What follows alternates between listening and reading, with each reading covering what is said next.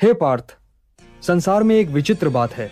जो स्त्री लज्जा त्याग देती है, जो मर्यादा से विमुख होती है, वही संसार को और अधिक सुंदर और अधिक आकर्षक प्रतीत होती है। यह कोई स्त्री का गुण नहीं, यह माया का प्रभाव है। माया केवल आकर्षण से काम करती है, और जो नारी मर्यादा को त्याग कर अपनी देह और रूप को लोक दृष्टि में उघाड़ती है, उस पर माया अपना संपूर्ण जाल बुन देती है। हे पार्थ, याद रख, माया जब प्रबल होती है तो वह सत्य को छिपा देती है और असत्य को रंजित करती है। वह अशुद्धता को सौंदर्य का आभास देती है, वह निर्लज्जता को आत्मविश्वास का नाम देती है, और फिर मनुष्य भ्रमित हो जाता है। जो स्त्री न लज्जा रखती है न मर्यादा, उसका आचरण चाहे अधर्ममय हो, परंतु वह दृष्टि को भाएगी, हृदय को विचलित करेगी, क्योंकि वह माया की पराकाष्ठा है। हे पार्थ, माया का पहला अस्त्र है मोह, और मोह तभी जन्मता है जब बुद्धि स्थिर न हो। जिस पुरुष की दृष्टि केवल आकर्षण तक सीमित है, वह उस स्त्री को देवी नहीं, वस्तु समझने लगता है।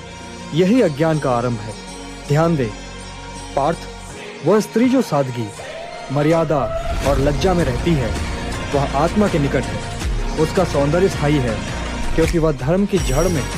परंतु जो स्त्री केवल रूप को बेचती है, दृष्टि को बांधती है, जो नीति, धर्म और संस्कार को त्याग चुकी है, वह क्षणिक रूप से आकर्षक अवश्य लगती है, किंतु वह आत्मा को कचोड़ती है, चित्त को अशांत करती है।